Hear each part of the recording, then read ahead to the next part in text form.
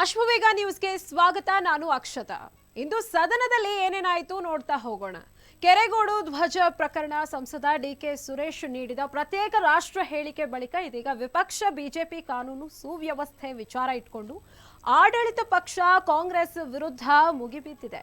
ಸದ್ಯ ಇಂದಿನ ವಿಧಾನಸಭೆ ಕಲಾಪದಲ್ಲಿ ವಿಪಕ್ಷ ನಾಯಕ ಆರ್ ಅಶೋಕ್ ಸೇರಿ ಬಿಜೆಪಿ ಸದಸ್ಯರೆಲ್ಲರೂ ಕಾಂಗ್ರೆಸ್ ವಿರುದ್ಧ ಟೀಕಾ ಪ್ರಹಾರ ನಡೆಸಿದ್ದಾರೆ. ಅಂದಹಾಗೆ ಇಂದು ಸದನ ಆರಂಭಗೊಳ್ಳುತ್ತಿದ್ದಂತೆ ವಿಪಕ್ಷ ನಾಯಕ ಆರ್ ಅಶೋಕ್ ಕಾನೂನು ಮತ್ತು ಸುವ್ಯವಸ್ಥೆ ಚರ್ಚೆಗೆ ನಿಲುವಳಿ ಸೂಚನೆ ಮಂಡಿಸಿದ್ರು.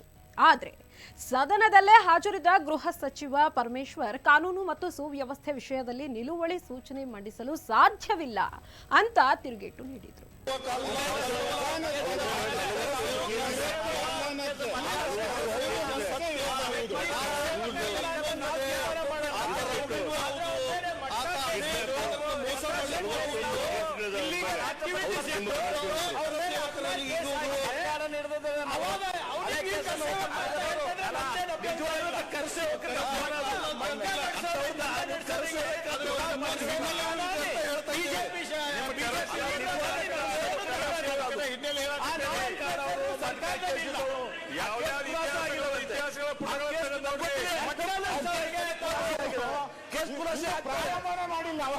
ಇದೇ ವೇಳೆ ಅಶೋಕ್ ಬೆಂಬಲಕ್ಕೆ ಬಂದ ಹಿರಿಯ ಬಿಜೆಪಿ ಶಾಸಕ ಸುರೇಶ್ ಕುಮಾರ್ ನಿಯಮಾವಳಿಯ ಪ್ರಕಾರ ಕಾನೂನು ಮತ್ತು ಸುವ್ಯವಸ್ಥೆ ಚರ್ಚೆಗೆ ನಿಲುವಳಿ ಸೂಚನೆ ಮಂಡಿಸಲು ಬಾರದು ಅನ್ನೋದನ್ನ ಒಪ್ಪುತ್ತೇನೆ. ಆದ್ರೆ ಇದಕ್ಕೆ ಮೊದಲು 10 ಬಾರಿ ಚರ್ಚೆಗೆ ಅವಕಾಶ ಸಿಕ್ಕಿದೆ, ಅದು ನಿಮಗೂ ಗೊತ್ತಿದೆ ಅಂತ ಹೇಳಿದ್ರು.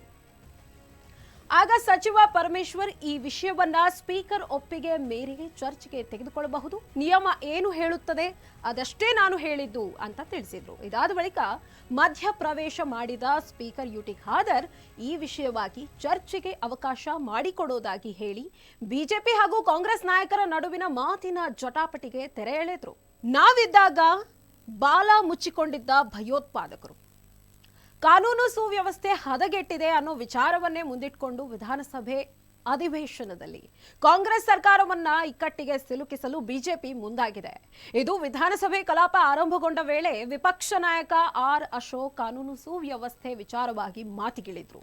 ಜೊತೆಗೆ ಕರ್ನಾಟಕ ಕಾನೂನು ಸುವ್ಯವಸ್ಥೆ ಹದಗೆಟ್ಟಿದ್ದು ಬೆಂಗಳೂರು ಕ್ರೈಮ್ ಸಿಟಿ ಆಗ್ತಿದೆ ಅಂತೆಲ್ಲ ವಾಗ್ದಾಳಿ ನಡೆಸಿದ್ರು. ಅಂದಹಾಗೆ ಸದನದಲ್ಲಿ ಮಾಜಿ ಸಚಿವ ಗೋಪಾಲಯ್ಯಗೆ ಕೊಲೆ ಬೆದರಿಕೆ ಹಾಕಿರೋ ವಿಷಯವನ್ನ ಮುಂದಿಟ್ಟು ಮಾತಿಗಿಳಿದ ಆರ್ ಅಶೋಕ್ ರಾಜ್ಯದಲ್ಲಿ ಕಾನೂನು ಸುವ್ಯವಸ್ಥೆ ಹದಗೆಟ್ಟಿದೆ, ಅದಕ್ಕೆ ಉದಾಹರಣೆ ಮಾಜಿ ಸಚಿವ ಗೋಪಾಲಯ್ಯ ಅವರಿಗೆ ಬಂದಿರುವ ಕೊಲೆ ಬೆದರಿಕೆ. ಎಲ್ಲಿ ಕಾನೂನು ಸುವ್ಯವಸ್ಥೆ ಸರಿ ಇರುತ್ತದೋ ಅಲ್ಲಿಗೆ ಬಂಡವಾಳ ಹರಿದು ಬರುತ್ತದೆ. ನಮ್ಮ ರಾಜ್ಯದಲ್ಲಿ ಅನೇಕ ಹೂಡಿಕೆ ಬರ್ತಿತ್ತು, ಆದ್ರೆ ಈಗ ಹೂಡಿಕೆದಾರರ ಸಂಖ್ಯೆ ಕಡಿಮೆಯಾಗಿದೆ ಅಂತ ಕಿಡಿಕಾರಿದ್ರು. ಇದಲ್ಲದೆ ದೌರ್ಜನ್ಯ ಪ್ರಕರಣದಲ್ಲಿ ಕರ್ನಾಟಕ ಈಗ 3ನೇ ಸ್ಥಾನದಲ್ಲಿದೆ. ಬೆಂಗಳೂರು ನಂಬರ್ 1 ಕ್ರೈಮ್ ಸಿಟಿ ಆಗಿದೆ. ಸೈಬರ್ ವಂಚನೆಯಲ್ಲಿ ನಂಬರ್ 1 ಸ್ಥಾನದಲ್ಲಿದೆ. 438 ಕೋಟಿ ಸೈಬರ್ ವಂಚನೆ ಆಗಿದೆ. ನಮ್ಮ ಸರ್ಕಾರ ಇದ್ದಾಗ ಬಾಲ ಮುಚ್ಚಿಕೊಂಡಿದ್ದ ಭಯೋತ್ಪಾದಕರು ಬೀದಿ ಬೀದಿಗಳಲ್ಲಿ ಓಡಾಡ್ತಿದ್ದಾರೆ. ಪಿಎಫ್ಐ ಸಂಘಟನೆಯವರು ಕೇಸ್ ವಾಪಸ್ ತೆಗೆದುಕೊಳ್ಳುತ್ತಾರೆ ಎಂದು ರಾಜಾರೋಷವಾಗಿ ಓಡಾಡ್ತಿದ್ದಾರೆ ಅಂತ ನೇರವಾಗಿಯೇ ವಾಗ್ದಾಳಿ ನಡೆಸಿದ್ರು. ಡೆಪ್ಟಿ ಮೇಯರ್ ಆಗಿ ಕೆಲಸ ಮಾಡಿದ್ದಾರೆ. ಅವ್ರ ಇಡೀ ಕುಟುಂಬ ರಾಜಕಾರಣದಲ್ಲಿದೆ. ಸೊ ಅಂತ ವ್ಯಕ್ತಿಗಳಿಗೆ ಈ ತರ ಬೆದರಿಕೆ ಹಾಕುವಂಥದ್ದು, ಮತ್ತೆ ಇಷ್ಟು ಬೆದರಿಕೆ ಹಾಕಿ ಇಷ್ಟು ಗಂಟೆ ಆದ್ರೂ ಕೂಡ ಅವನ ಮೇಲೆ ಅವನು ಕುಡಿದಿದ್ದಾನೆ, ಅದನ್ನ ಇಳಿದ ಮೇಲೆ ಕರ್ಕೊಂಬರೋದು ಅಂತ ಆದ್ರೆ ಏನ್ ಹಂಗೆ ಏನಾನ ರೂಲ್ಸ್ ಇದೆಯಾ? ಅಲ್ಲಲ್ಲ, ನನ್ಗೆ ಗೊತ್ತಿಲ್ಲ. ಹೋಮ್ ಮಿನಿಸ್ಟರ್ ಎಲ್ಲ ಹಂಗೇನಾನ ರೂಲ್ಸ್ ಇದೆಯಾ? ಕುಡ್ದಾದ್ಮೇಲೆ ಏನಾನ ಅವನ್ನ ಕೂಡಿಸಿ ನಿಶೆ ಇಳಿದ ಮೇಲೆ ಕೇಸ್ ಹಾಕೋದೇನಾನ ಇದೆಯಾ? ಆಗ್ಲೇ ಅರೆಸ್ಟ್ ಮಾಡ್ಬೇಕಾಯ್ತು ಇಮಿಡಿಯೇಟ್ ಆಗಿ. ಅವ್ನಿಗೆ ಫೋನ್ ಬಂದು ಕಂಪ್ಲೇಂಟ್ ಕೊಟ್ಟ ತಕ್ಷಣ ಅಲ್ಲೇ ಪೊಲೀಸ್ ಸ್ಟೇಷನ್ ಹತ್ರನೇ ಇದೆ. ಏನೋ ದೂರ ಇದ್ದಿದ್ರೆ ಪರವಾಗಿಲ್ಲ, ಅರ್ಧ ಕಿಲೋಮೀಟರ್ ಇಲ್ಲ, 100 ಮೀಟರ್ ಇಲ್ಲ ಪೊಲೀಸ್ ಸ್ಟೇಷನ್ಗೂ. ಅಲ್ಲಿ ಅಷ್ಟು ಹತ್ರ ಇದ್ರು ಕೂಡ ಈ ತರ ಅವ್ನ ನಿಶೆ ಇಳಿಲಿ ಅದಾದ್ಮೇಲೆ ಕರ್ಕೊಂಬರೋಣ ಅಂದ್ರೆ ಏನ್ ರಾಜಾತಿಥ್ಯ ಕೊಟ್ಟಂಗಾಗ್ತದೆ. ಇವಾಗ ನಾನು ಸನ್ಮಾನ್ಯ ಸ್ಪೀಕರ್ ಅವ್ರು ಕೇಳೋದು, ಪಾರ್ಟಿಯಲ್ಲಿ ನಡೆಯುತ್ತೆ, ನಾವೆಲ್ಲರೂ ಕೂಡ ಅಲ್ಲಿ ಬಂದಾಗ ನಾವು ಅಲ್ಲಿ ಕೂತಾಗ ಯಾರ್ಯಾರು ಕೂತಿದಾರೋ ಎಲ್ಲರೂ ಏನ್ ಹೇಳೋದು, ನಾನೇ 25 ವರ್ಷ ಇರ್ತೀನಿ ಅಂತ. ಕಳೆದ 30 ವರ್ಷದಲ್ಲಿ ಯಾರು ಟರ್ಮ್ ರಿಪೀಟೇ ಆಗ್ಲಿಲ್ಲ. ಅದರಿಂದ ಇಲ್ಲಿ ಅಲ್ಲಿ ಬರೋದು ಹೋಗೇ ಇರ್ತದೆ. ಡೆಮೋಕ್ರಸಿ, ಪ್ರಜಾಪ್ರಭುತ್ವದಲ್ಲಿ ಇಲ್ಲಿರುವಂತ ರಕ್ಷಣೆ ನಾವು ಜನಪ್ರತಿನಿಧಿಗಳು ಎಲೆಕ್ಟ್ ಆಗ್ತೀರಿ, ಲಕ್ಷಾಂತರ ವೋಟ್ ತಗೊಂಡು ಎಲೆಕ್ಟ್ ಆಗ್ತೀರಿ, ಈ ಸಾಮಾಜಿಕ ಇದರಲ್ಲಿ ಇರ್ತೀರಿ. ನಮ್ಮ ಮೇಲೇನೆ ಈ ತರ ಅಂತ ಹೇಳಿದ್ರೆ ಇದೆಲ್ಲ ಎಲ್ಲರಿಗೂ ಆಗ್ಬೋದು, ಇವತ್ತು ನನಗಾಗ್ಬೋದು ಅಥವಾ ಇನ್ನೊಬ್ಬರಿಗಾಗ್ಬೋದು ಎಲ್ಲರಿಗೂ ಕಾಮನ್.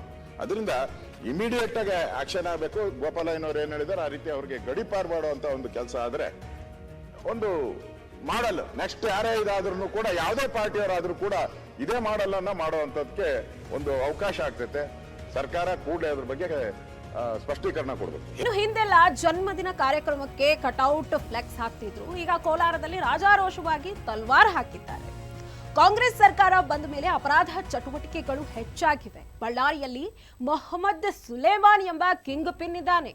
ಅಮಾಯಕ ಯುವಕರನ್ನ ಟಾರ್ಗೆಟ್ ಮಾಡಿ ಅವರಿಂದ ಕೃತ್ಯ ಮಾಡಿಸ್ತಾನೆ. ಶಿವಾಜಿನಗರದಲ್ಲೂ ಒಬ್ಬನನ್ನ ಎನ್ಐಎ ಬಂಧಿಸಿದೆ. ಕರ್ನಾಟಕದಲ್ಲಿ ಇಂಥವರು ಸ್ಲೀಪರ್ ಸೆಲ್ ಆಗಿ ಕೆಲಸ ಮಾಡ್ತಿದ್ದಾರೆ. ಸ್ಲೀಪರ್ ಸೆಲ್ಗಳಿಗೆ ಎಲ್ಲಿಂದ ಹಣ ಬರ್ತದೆ, ಯಾರು ಕೊಡ್ತಾರೆ ಎಂಬುದು ಅವರಿಗೆ ಗೊತ್ತಿರಲಿಲ್ಲ. ರಾಜ್ಯದಲ್ಲಿ ಗುಪ್ತಚರ ಇಲಾಖೆ ಕೆಲಸ ಮಾಡ್ತಿದೆಯೋ ಇಲ್ವೋ ಗೊತ್ತಿಲ್ಲ. ಅದು ಐಸಿಯುನಲ್ಲಿ ಇದೆಯೋ, ಚಿಕಿತ್ಸೆ ಕೊಡ್ಲಾಗ್ತಿದೆಯೋ ಗೊತ್ತಿಲ್ಲ ಅಂತ ಆಕ್ರೋಶ ವ್ಯಕ್ತಪಡಿಸಿದ್ರು. ಇದೇ ವೇಳೆ ಅಶೋಕ್ ಚಿಕ್ಕಮಗಳೂರಿನಲ್ಲಿ ಪೊಲೀಸ್ ಇಲಾಖೆಯವರು ಸ್ಟ್ರೈಕ್ ಮಾಡಿದ್ರೆ ಆ ಮಾಹಿತಿಯೇ ಸರ್ಕಾರಕ್ಕೆ ಗೊತ್ತಿಲ್ಲ. ಸ್ಟ್ರೈಕ್ ಮಾಡಿದವರ ಮೇಲೆ ಸರ್ಕಾರ ಕ್ರಮವನ್ನು ತೆಗೆದುಕೊಂಡಿಲ್ಲ. ಬೆಳಗಾವಿಯಲ್ಲಿ ನಾವು ಕ್ರಮ ಕೈಗೊಳ್ಳುವಂತೆ ಮನವಿ ಮಾಡಿದ್ವಿ, ಆದ್ರೆ ಬೆಳಗಾವಿಯಲ್ಲಿ ಚಳಿ ಜಾಸ್ತಿ ಇತ್ತೇನೋ, ಪಾಪ ನೀವು ನಮ್ಮ ಕಡೆ ತಿರುಗಿಯೂ ನೋಡ್ಲಿಲ್ಲ ಅಂತ ಮಾತಿನ ಚಾಟಿ ಬೀಸಿದ್ರು. ವಿಧಾನಸಭೆಯಲ್ಲಿ ಗೋಳಾಡಿದ ಗೋಪಾಲಯ್ಯ.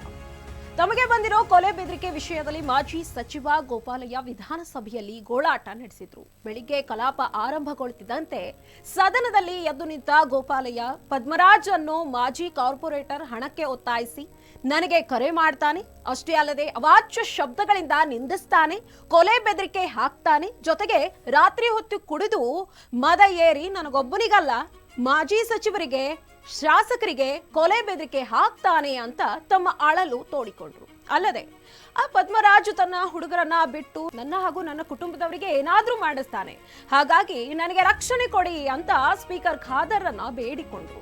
ಈ ವೇಳೆ ಬಿಜೆಪಿ ಸದಸ್ಯರೆಲ್ಲರೂ ಕೂಡ ಗೋಪಾಲಯ್ಯ ಮಾತಿಗೆ ಧ್ವನಿಗೂಡಿಸಿ ರಕ್ಷಣೆ ಕೊಡಿ ಅಂತ ಪಟ್ಟು ಹಿಡಿದ್ರು. ಈ ಸಂದರ್ಭದಲ್ಲಿ ಕೆಲಕಾಲ ಗದ್ದಲ ಗೊಂದಲ ಉಂಟಾಯಿತು. ಬಳಿಕ ಖಾದರ್ ಬಿಜೆಪಿ ಸದಸ್ಯರನ್ನ ಸಮಾಧಾನಪಡಿಸಿ ಸದನದ ವಾತಾವರಣವನ್ನ ತಿಳಿಗೊಳಿಸಿದ್ರು. ನಿನ್ನೆ ರಾತ್ರಿ 11 ಗಂಟೆ 1 ನಿಮಿಷದಲ್ಲಿ ಪದ್ಮರಾಜ್ ಅಂತಕ್ಕಂಥ ಮಾಜಿ ಮಹಾನಗರ ಪಾಲಿಕೆ ಸದಸ್ಯನಿಂದ ನನಗೆ ಕರೆ ಬರ್ತದೆ. ಹಣಕ್ಕೆ ಒತ್ತಾಯ ಮಾಡ್ತಾನೆ.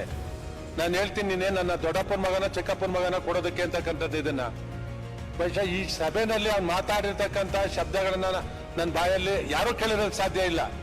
ಅತ್ಯಂತ ಕೆಟ್ಟದ ಪದಗಳಿಂದ, ಅವ್ಯಾಚ್ಯ ಶಬ್ದಗಳಿಂದ ನನ್ನ ಕುಟುಂಬವನ್ನ ನಿಲ್ಲಿಸಿ, ನಿನ್ನ ಮನೆ ಹತ್ರ ಕಳಿಸಿ, ನಿಮ್ಮ ಮನೆಗೆ ಲೂಟಿ ಮಾಡಿಸ್ತೀನಿ, ಬೆದರಿಕೆ ಆಗ್ತೇನೆ, ನನಗೆ ನನ್ನ ಕುಟುಂಬಕ್ಕೆ ಕೊಲೆ ಬೆದರಿಕೆ ಆಗ್ತೇನೆ. ಬಹುಶಃ ನನ್ನ ತಿಳಿದಾಗೆ ನನ್ನ ಒಬ್ಬನಿಗೆಲ್ಲ ಹಾಕಿರ್ತಕ್ಕಂಥದ್ದು. ಅವನು ರಾತ್ರಿ ಹೊತ್ತಾಯ್ತು ಅಂತಂದ್ರೆ ಕುಡ್ದು ಮದ ಏರಿದಾಗ ಅನೇಕ ಜನ ಮಾಜಿ ಸಚಿವರಿಗೆ, ಶಾಸಕರಿಗೆ ಆಗಿರ್ತಕ್ಕಂಥದ್ದು ನನ್ನ ಗಮನಕ್ಕೆ ಬಂದಿದೆ. ಅವನು ಕ್ಲಬ್ಗಳು ನಡೆಸ್ತಾನೆ, ಬಸವೇಶ್ವರ ಲಿಮಿಟ್ ವ್ಯಾಪ್ತಿನಲ್ಲಿ ಕ್ಲಬ್ಗಳು ನಡೆಸ್ತಾನೆ. ಅಲ್ಲಿ ಬರ್ತಕ್ಕಂಥ ಹಣದಿಂದ ಅವನು ಯಾವ ಮಟ್ಟದಲ್ಲಿದ್ದಾನೆ ಅಂದ್ರೆ ಅವನು ಹೇಳೋದಕ್ಕೆ ಸಾಧ್ಯ ಇಲ್ಲ. ನನ್ನ ಕುಟುಂಬದಿಂದ ಅನೇಕ ಸಹಾಯಗಳನ್ನ ಮಾಡಿದ್ದೇವೆ. ಅವರ ಮೆಡಿಕಲ್ ಸೀಟ್ ಕೊಡ್ತಕ್ಕಂತಿರ್ಬೋದು, ಕೆಲಸ ಕೊಡ್ತಕ್ಕಂತಿರ್ಬೋದು, ನನ್ನಿಂದ ಸಹಾಯವನ್ನ ಪಡೆದಿದ್ದಾರೆ. ರಾತ್ರಿ ಮಾಡಿರ್ತಕ್ಕಂಥ ಅವನ ಪದೇ ಬಲ್ಸಿರ್ತಕ್ಕಂಥದ್ದು, ನನಗೆ ಕೊಲೆ ಬೆದರಿ ಹಾಕಿರ್ತಕ್ಕಂಥದ್ದು ಬೇರೆ ಯಾವ ಶಾಸಕರಿಗೂ ಆಗ್ಬೋದು, ಬರೀ ನನ್ನ ಒಬ್ಬನಿಗೆ ಹಾಕಿಲ್ಲ. ಬಹುಶಃ ಹಿಂದೆ ನನಗೆ ಗೊತ್ತಿದ್ದಾಗೆ ಇವತ್ತು ನಮ್ಮ ಹಿರಿಯ ಶಾಸಕರಾದ ಸುರೇಶ್ ಕುಮಾರ್ ಅವರಿಗೆ ಶಕ್ತಿ ಇಲ್ಲದ ಕಂಪ್ಲೇಂಟ್ ಕೊಟ್ಟಿಲ್ಲ, ಅನೇಕ ಬಾರಿ ಅವರಿಗಿಂತ ಬೆದರಿಕೆ ಹಾಕಿದ್ದಾನೆ. ಅವನ ಮೇಲೆ ಸೂಕ್ತವಾದ ಕ್ರಮವನ್ನು ವಹಿಸಬೇಕು, ಅವನ್ನ ಗಡಿಪಾರು ಮಾಡಬೇಕು ಅಂತಕ್ಕಂಥ ನಾನು ಒತ್ತಾಯನ ಪಡ್ತಾನೆ. ಅಂತವ್ರು ಇದ್ದೇ ಸಮಾಜಘಾತಕ ಶಕ್ತಿಗಳು ಹೆಚ್ಚಾಗುತ್ತೆ, ಸರ್ಕಾರಕ್ಕೂ ಕೆಟ್ಟ ಹೆಸರು ಬರುತ್ತೆ. ಅವ್ರ ಮೇಲೆ ಸೂಕ್ತವಾದ ಕ್ರಮವನ್ನು ತಗೊಬೇಕು ಅಂತಕ್ಕಂಥದ್ದನ್ನ ನಾನು ಈ ಸಂದರ್ಭದಲ್ಲಿ ಒತ್ತಾಯ ಪಡಿಸ್ತೇನೆ. ಮತ್ತೆ ನನ್ನ ಕುಟುಂಬಕ್ಕೆ ಸೂಕ್ತ ರಕ್ಷಣೆಯನ್ನ ಕೊಡಬೇಕು ಅಂತಕ್ಕಂಥದ್ದು ಕೇಳ್ಕೊಂತೇನೆ. ಇಲ್ಲ ನಾನು ಯಾವ ಗಳಿಗೆಲ್ಲಾದ್ರೂ ಬೇರೆ ಹುಡುಗರನ್ನ ಬಿಟ್ಟು ನನ್ನ ಕುಟುಂಬದ ಮೇಲೆ ಇದನ್ನ ಹಲ್ಲೆ ಮಾಡಿಸ್ತಕ್ಕಂಥ ಸಂಭವ ಇರೋದ್ರಿಂದ ನನಗೆ ಸೂಕ್ತ ರಕ್ಷಣೆಯನ್ನ ಕೊಡಬೇಕು ಅಂತಕ್ಕಂಥ ಒತ್ತಾಯವನ್ನ ಮಾಡ್ತೇನೆ. ಸಭಾಧ್ಯಕ್ಷರೇ, ಮಾಡಿದ್ದೀರಾ? ನಾನು ಈಗಾಗಲೇ ಕಂಪ್ಲೇಂಟ್ ಕೊಟ್ಟಿದ್ದೇನೆ. ರಾತ್ರಿ 11 ಗಂಟೆಯಿಂದ ಬೆಳಗ್ಗೆ 9:30ವರೆಗೂ ಅವನು ಮನೆಯಲ್ಲಿ ಇದ್ಕೊಂಡು ನಾನು ಆಚೆ ಬರೋದಿಲ್ಲ ಅಂತ ಪೊಲೀಸ್ ಅಧಿಕಾರಿಗಳು ಸ್ಪಂದಿಸಿದ್ರು. ಡಿಸಿಪಿ ಅವರು ಮಾಡಿದೆ, ಎಸಿಪಿ ಅವರು ಮಾಡಿದೆ, ಸರ್ಕಲ್ ಇನ್ಸ್ಪೆಕ್ಟರ್ ಮಾಡಿದೆ. ಕಂಪ್ಲೇಂಟ್ ತಗೊಂಡ್ರು ನನ್ನಿಂದ. ಅವ್ರ ಮನೆ ಹತ್ರ ಹೋಗಿ ಅಲ್ಲಿ ನಾಯಿಗಳು ಕಾಯ್ದಂಗೆ ಕಾಯ್ದಿದೆ ಪೊಲೀಸ್ ಅಧಿಕಾರಿಗಳು. ಮನೆ ಒಳಗಡೆ ರೀಚಿಗೆ ಬರೋದಿಲ್ಲ, ನೀವೇನ್ ಮಾಡ್ಕೊಂತೀರಾ ಮಾಡ್ಕೊಳ್ಳಿ ಅಂತಕ್ಕಂಥ ದಿಮಾಕಿಂದ ಮಾತಾಡಿ 10 ಗಂಟೆಗೆ ಆ ಮನೆಯಿಂದ ಈಚೆ ಬಂದು ಅವನು ಕುಡ್ದೆ ನಶೆ ಎಲ್ಲ ಇಳಿದಾದ್ಮೇಲೆ ಆಮೇಲೆ ಬ್ರಷ್ ಮಾಡ್ಕೊಂಡು ಆಮೇಲೆ ಹೊರಗಡೆ ಹೋಗಿರ್ತಕ್ಕಂಥದ್ದು. ಮನೆ ಒಳಗಡೆ ಇದ್ದು ಆಚೆ ಬರೋದಿಲ್ಲ. ಸುಮಾರು 10 ರಿಂದ 12 ಗಂಟೆ ಪೊಲೀಸ್ ಅಧಿಕಾರಿಗಳು ಕಾಯ್ದಿದ್ದಾರೆ ಆಚೆಗಡೆ. ಶಾಸಕಿ ನಯನ ಆಕ್ರೋಶಕ್ಕೆ ಅಶೋಕ್ ಗಲಿಬಿಲಿ. ಮಂಡ್ಯ ಜಿಲ್ಲೆಯ ಕೆರೆಗೋಡು ಧ್ವಜ ಪ್ರಕರಣ ವಿಧಾನಸಭೆಯಲ್ಲೂ ಪ್ರತಿಧ್ವನಿಸಿತು. ಇತ್ತೀಚೆಗಷ್ಟೇ ಭಾರಿ ವಿವಾದಕ್ಕೆ ಜೊತೆಗೆ ಗಲಾಟೆಗೆ ಕಾರಣವಾಗಿದ್ದ ಕೆರೆಗೋಡು ಧ್ವಜ ಪ್ರಕರಣವನ್ನ ಸದನದಲ್ಲಿ ವಿಪಕ್ಷ ನಾಯಕ ಆರ್ ಅಶೋಕ್ ಪ್ರಸ್ತಾಪಿಸುತ್ತಿದ್ದಂತೆ ಕಾಂಗ್ರೆಸ್ ಸದಸ್ಯರೆಲ್ಲರೂ ಮಾತಿನ ಗದ್ದಲ ಆರಂಭಿಸಿದ್ರು. ಅದರಲ್ಲೂ ಕೃಷಿ ಸಚಿವ ಚಲುವರಾಯಸ್ವಾಮಿ ವಿಪಕ್ಷ ನಾಯಕ ಆರ್ ಅಶೋಕ್ ಮಾತಿಗೆ ಕಿಡಿಕಾರಿದ್ರು. ತಕ್ಷಣ ಸಚಿವರ ಮಾತಿಗೆ ಧ್ವನಿ ಕೂಡಿಸಿದ ಮೂಡಿಗೆರೆ ಶಾಸಕ ನಯನ ಮೋಟಮ್ಮ ಅವರು ಕೂಡ ಬಿಜೆಪಿ ವಿರುದ್ಧ ವಾಗ್ದಾಳಿ ನಡೆಸಿದ್ರು. ಇದಲ್ಲದೆ ಶಾಸಕಿ ನಯನ ಆಕ್ರೋಶಕ್ಕೆ ಕೆಲ ಕಾಲ ಆರ್ ಅಶೋಕ್ ಗಲಿಬಿಲಿಗೊಂಡು ಪ್ರಸಂಗ ಜರುಗಿತ್ತು. ಕೊನೆಗೆ ಸ್ಪೀಕರ್ ಯುಟಿ ಖಾದರ್ ಬಿಜೆಪಿ ಹಾಗೂ ಕಾಂಗ್ರೆಸ್ ಸದಸ್ಯರನ್ನ ಸಮಾಧಾನ ಪಡಿಸಿದ್ರು.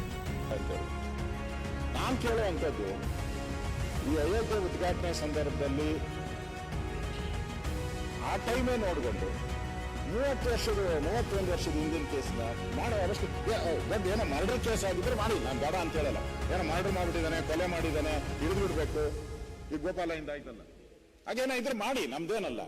31 ವರ್ಷ ಸುಮ್ಮನೆ ಅದು ಹೌದು. ಹೆಂಗೆ ಅಧ್ಯಕ್ಷರು, ಅವನು ಆಟೋ ಓಡಿಸ್ತಾ ಇದ್ದಾನೆ, ಅಲ್ಲೇ ಪ್ರತಿದಿನ ಅಲ್ಲೇ ಆಟೋ ಓಡಿಸ್ತಾ ಇದ್ದಾನೆ. 31 ವರ್ಷ ಅಲ್ಲೇ ಆಟೋ ಓಡಿಸ್ತಾ ಇದ್ದಾನೆ. ಪೊಲೀಸ್ ಸ್ಟೇಷನ್ 4-5 ಸರಿ ಹೋಗಿ ಬಂದಿದ್ದಾನೆ. ಏನು ಇಲ್ಲ, ಬನ್ಸಿಲ್ಲ.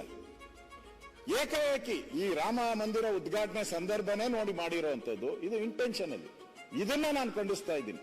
ಇದು ಇವತ್ತು ಪೊಲೀಸ್ ನಡೀತಾ ಇರುವಂತ ದೌರ್ಜನ್ಯ, ನಿಷ್ಕ್ರಿಯತೆ ಎಲ್ಲ ಕೂಡ ಕಾಣ್ತಾ ಇದೆ.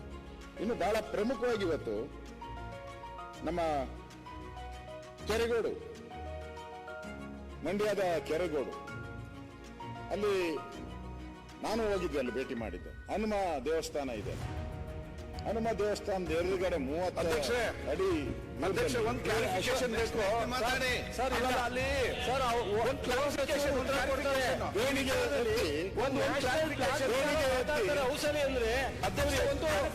ವಿರೋಧ ಪಕ್ಷ ನಾಯಕರಾಗಿ ಈಗ ಹನುಮಾನ್ ದೇವಸ್ಥಾನ ಮುಂದೆ ಹಾಕಿದಾರ.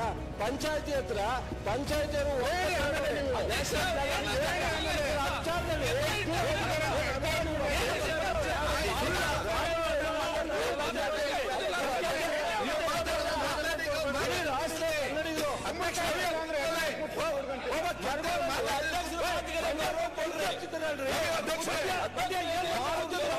ಮಾತಾಡ್ತಾ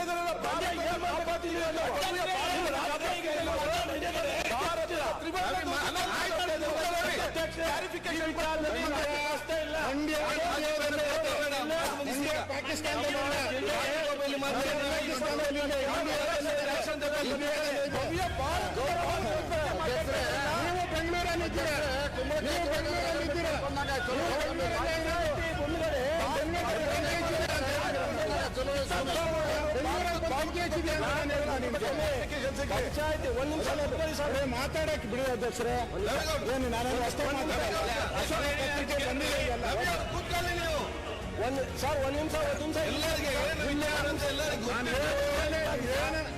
ಚಲುವರಾಯಸ್ವಾಮಿ ಅವರೇ, ನಾ ಬೇರೆ ಏನಾದ್ರು ಆದ್ರೆ ನ್ಯಾಷನಲ್ ಕಿತ್ತಾಕಿ ಅಂತ ಹೇಳ್ತಿರಲ್ಲ ನೀವು. ದೇಶವನ್ನ ಸಂವಿಧಾನ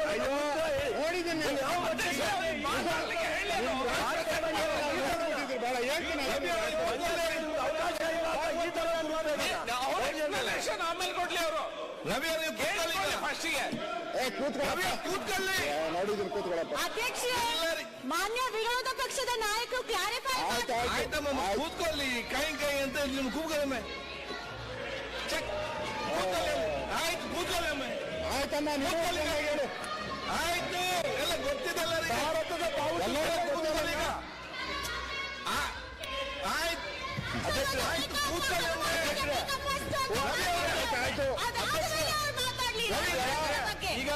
ಇದಾಗಿತ್ತು ಈ ಹೊತ್ತಿನ ವಿಶೇಷ. ನಿರಂತರ ಸುದ್ದಿಗಳಿಗಾಗಿ ನೋಡ್ತಾ ಇರಿ ಅಶ್ವವೇಗ ನ್ಯೂಸ್.